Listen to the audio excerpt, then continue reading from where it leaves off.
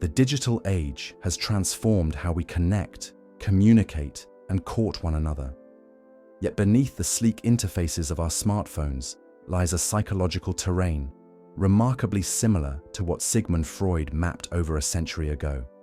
Nowhere is this more evident than in the texting games that have become a standard, if often unconscious, part of modern dating. The strategic delays, the calculated brevity, the deliberate ambiguity that characterize romantic communication in the digital era.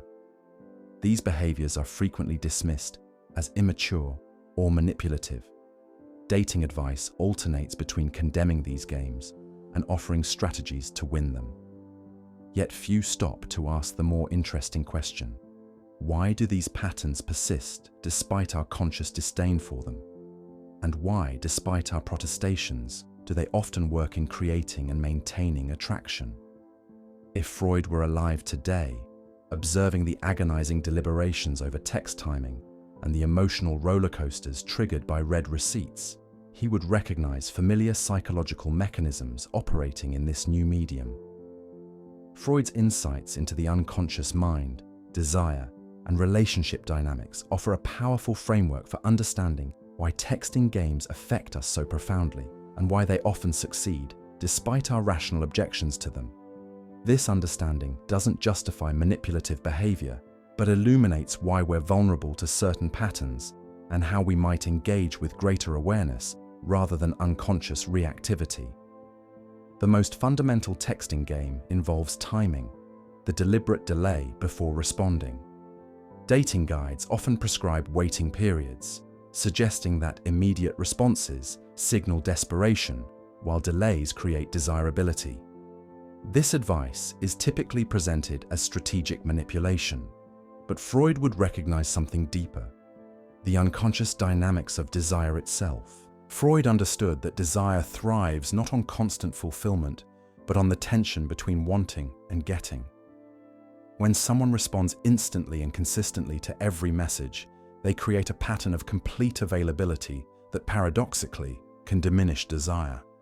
The unconscious registers this as absence of challenge or obstacle, conditions under which desire often weakens. Conversely, when responses come with unpredictable delays, the recurring cycle of anticipation, minor frustration, and eventual satisfaction creates precisely the conditions under which desire intensifies. This isn't about playing games, but about the fundamental rhythm of desire, the psychological space created by absence and presence, wanting and having. The person who responds with varying timing isn't necessarily manipulating, but often unconsciously creating conditions that maintain the tension essential for desire. The problem isn't the pattern itself, but the inauthenticity when it's employed as conscious strategy rather than arising naturally from genuine engagement balanced with independent living. The second common texting pattern involves what message content reveals and conceals. The deliberately ambiguous text, the message that could be interpreted multiple ways, the statement that suggests interest while maintaining plausible deniability, these generate disproportionate emotional impact precisely because they activate what Freud called the primary process, our mind's tendency to create associations and seek meaning. When someone texts, "thinking of you," without context, or "we should get together sometime," without specifics, they create a canvas onto which the receiver projects their own desires and fears. This projection process engages us more deeply than explicit communication because it activates our own unconscious material. We become co-creators of the communication's meaning rather than passive recipients of clear information.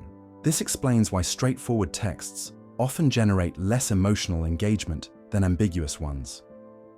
When someone writes, "I had a great time and would like to see you again Friday at 7 p.m., the message requires minimal psychological processing. When they write, "Last night was interesting," the ambiguity triggers an interpretive process that engages us more completely, as our minds work to determine what interesting might mean based on our desires and insecurities. The third aspect of texting dynamics involves what Freud would recognize as transference. our tendency to project past relationship patterns onto current interactions. Digital communication proves particularly fertile ground for transference because its minimal cues leave so much space for projection. The period at the end of "looking forward to it" can trigger anxiety in someone whose parents communicated anger through terse statements. The hours between messages can activate abandonment fears in someone whose former partner's silence preceded rejection. These responses seem irrational when viewed strictly as reactions to the current interaction.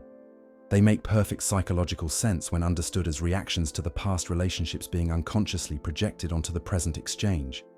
This explains why texting interactions often trigger emotional responses that seem disproportionate. We're not just responding to the current message, but to the accumulated weight of similar patterns in our relationship history. The fourth dimension involves the power dynamics created through texting patterns. Freud understood that relationships always involve negotiation of power and dependency, and texting creates a visible scoreboard for these otherwise subtle negotiations. Who initiates conversations? Who texts longer messages? Who double texts when the other doesn't respond? These patterns create implicit hierarchies of interest and investment. The common advice to maintain the upper hand by showing less interest than you feel stems from an intuitive recognition of these dynamics. What this advice misses is Freud's insight that power positions aren't fixed. The same person who anxiously awaits one person's text might barely register messages from someone else. These positions reflect not manipulative strategy, but the underlying desire dynamics specific to each relationship. What's particularly interesting about texting games is how they reveal the gap between our conscious attitudes and unconscious responses. Consciously, most people claim to value authentic communication and dislike game playing. Yet the same person who intellectually dismisses texting games might still feel increased attraction when someone doesn't immediately respond or maintain some ambiguity about their interest. This contradiction exemplifies what Freud identified as the ongoing tension between our conscious values and unconscious desires. We may genuinely value directness and authenticity while simultaneously responding to the uncertainty and challenge that activate desire at an unconscious level. This isn't hypocrisy, but the complex reality of human psychology operating at multiple levels simultaneously. Gender adds another layer of complexity to these dynamics. Cultural conditioning creates different expectations and interpretations of similar behaviors. A man who delays responses might be perceived as confident and independent, while a woman doing the same might be seen as playing games. These double standards reflect not just social biases, but the different psychological meanings assigned to male versus female demonstrations of interest or restraint. Developmental patterns further influence how individuals engage with texting dynamics. Those with secure attachment typically maintain more consistent communication patterns, experiencing less anxiety about timing and less need to create artificial scarcity through delayed responses. Those with anxious attachment often feel intense distress at delays and may alternate between overwhelming others with messages and deliberately withdrawing to protect against rejection. Avoidantly attached individuals typically maintain emotional distance through sporadic communication, using the medium's inherent boundaries to control intimacy. The digital interface itself shapes these dynamics in ways Freud would find fascinating. Features like read receipts and typing indicators create unprecedented visibility into processes previously hidden. We now know exactly when our message was seen and can watch in real time as someone composes a response or abandons it. This visibility intensifies the psychological impact of communication patterns that would have been less apparent in previous eras. What makes texting particularly powerful is how it combines high emotional investment with minimal information. The person waiting for a response may be checking their phone dozens of times, experiencing significant anxiety or anticipation, all over a message that might contain just a few words. This concentration of emotional intensity around minimal content creates ideal conditions for projection and transference, psychological processes that engage us deeply, precisely, because they activate our internal material rather than just responding to external information. The most common texting games operate by creating and managing uncertainty. Uncertainty about exactly what someone means, uncertainty about their level of interest, uncertainty about when they'll respond. These states activate the brain's reward systems in ways similar to intermittent reinforcement schedules, known to create stronger behavioral patterns than consistent rewards. The text that arrives after unpredictable waiting triggers a stronger dopamine response than the one that arrives on a reliable schedule. This uncertainty principle explains why revealing complete interest too quickly often reduces attraction. When someone makes their interest completely clear and consistently available, they eliminate the uncertainty that drives the neurochemical systems involved in attraction and pursuit. Conversely, maintaining some level of unpredictability, not through manipulation but through the natural variability that comes with having an independent life, often sustains attraction more effectively. Cultural narratives about romance reinforce these patterns. From classic literature to modern movies, our stories typically feature obstacles, uncertainty, and the oscillation between hope and doubt rather than smooth, predictable progression of mutual interest. These narratives shape our expectations of how romance should feel, creating unconscious templates that make uncertainty feel like an essential component of authentic attraction rather than an arbitrary game. The prevalence of advice about texting strategies reflects what Freud would recognize as rationalization, our tendency to create logical explanations for behaviors actually driven by unconscious motives. Someone might claim they're waiting to respond to appear busy or maintain the upper hand, when their hesitation actually stems from unconscious fear of intimacy or rejection. The conscious strategies we employ often serve as cover for deeper psychological patterns we're less willing to acknowledge. What makes texting particularly revealing is its creation of a permanent record of interaction patterns. Unlike verbal exchanges that exist only in memory and are subject to revision, text histories provide objective evidence of communication patterns: who initiated contact, how quickly each person responded, who invested more energy in the exchange. This visibility makes power dynamics and interest levels more apparent than in previous communication mediums. The most effective approach to navigating these dynamics involves neither naive rejection of their reality nor cynical manipulation, but rather conscious awareness of how these patterns affect us and why. Understanding that delayed responses might trigger our abandonment fears from childhood doesn't eliminate the emotional response, but creates space to choose our reactions, rather than being unconsciously controlled by them. Similarly, recognizing that our attraction might intensify when someone maintains some mystery doesn't mean we should artificially create distance, but it might help us understand why relationships that develop with some space for uncertainty often sustain desire more effectively than those that eliminate all ambiguity immediately.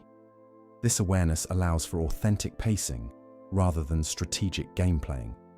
The distinction between conscious manipulation and authentic engagement with these dynamics lies in intention and awareness. The person who deliberately creates anxiety in others through inconsistent communication to maintain power is engaged in manipulation.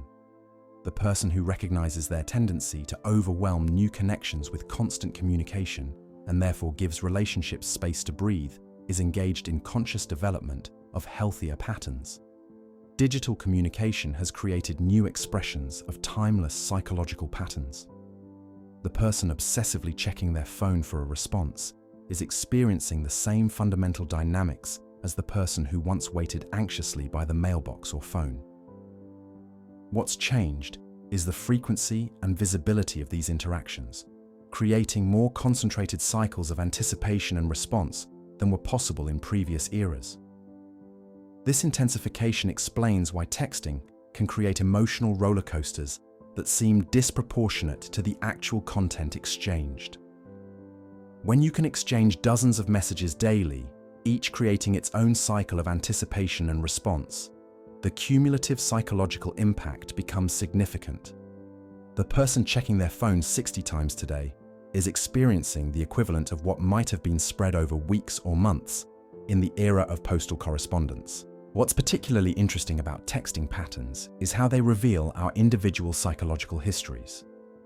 The same delayed response that one person barely notices might trigger intense anxiety in another, based not on the objective time elapsed, but on what that delay triggers from their relationship history. Texting becomes a Rorschach test, revealing more about the interpreter than about the objectively neutral patterns being interpreted. This projection dynamic explains why texting advice that prescribes universal rules, always wait X hours, never double text, always end conversations first, inevitably fails. These approaches treat texting as a standardized game with fixed rules rather than a medium through which unique psychological dynamics express themselves in each relationship. What creates attraction in one connection might create aversion in another, because the underlying psychological patterns differ. The healthiest approach involves neither denial of these dynamics nor manipulation of them, but authentic engagement with awareness of how they operate. This means recognizing that some uncertainty naturally sustains desire better than complete predictability, while also understanding that manufactured uncertainty as conscious strategy creates inauthentic connections. It means acknowledging that power dynamics exist in all relationships while choosing to engage from self-awareness rather than insecurity. For those with anxious attachment patterns, this might involve recognizing the tendency to seek constant reassurance through frequent messaging, acknowledging the anxiety that drives this pattern, and developing greater tolerance for normal communication gaps.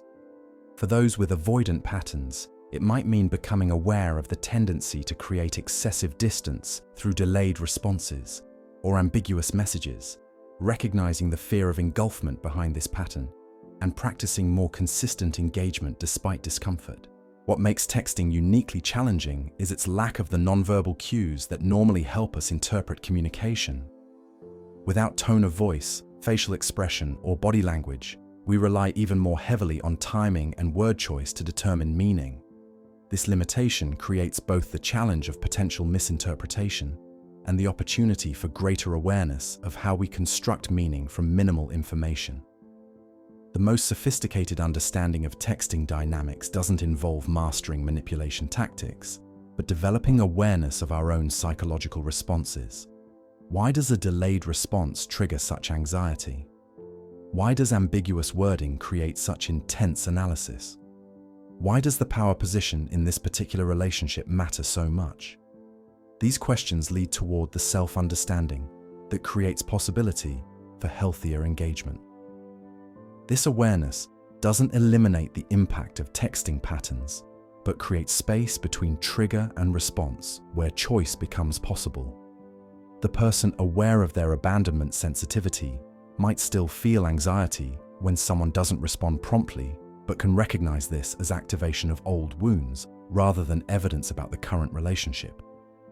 This recognition creates possibility for responding from present reality rather than past conditioning. The ultimate freedom comes not from finding the perfect texting strategy, but from developing sufficient self-awareness and emotional security that these patterns lose their power to control our emotional states. The securely attached person neither needs to manipulate others through calculated delays, nor feels devastated by someone else's communication patterns. They can engage authentically, allowing natural rhythms to develop without either anxious pursuit or strategic withdrawal.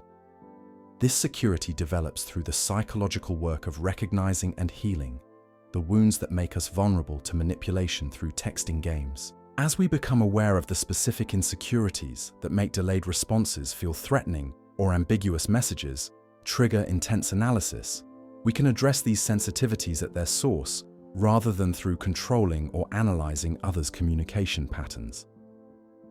The most psychologically mature approach to texting recognizes that the medium will inevitably activate transference, projection, and desire dynamics. Rather than pretending these patterns don't exist or attempting to manipulate them. This approach involves engaging authentically while maintaining awareness of the unconscious processes operating beneath the surface of these seemingly simple exchanges. This awareness includes recognizing that desire often operates through cycles of presence and absence, rather than constant fulfillment, that ambiguity creates space for projection that can intensify engagement, that power dynamics inevitably exist in relationships, and that our responses to others' communication patterns reveal our own psychological histories. With this understanding, texting becomes not a game to be played, but a medium through which to engage consciously with the complex psychology of human connection. What Freud would ultimately find most significant about texting games isn't their novelty, but how perfectly they reveal timeless psychological patterns. The digital interface changes the expression, but not the essence of how desire, power, projection, and unconscious processes operate in human relationships. In the anxious monitoring of message timing and the intense analysis of ambiguous wording, he would recognize the same unconscious forces he identified in the romantic entanglements of his era, finding in our modern technological anxieties confirmation of the enduring relevance of his psychological insights.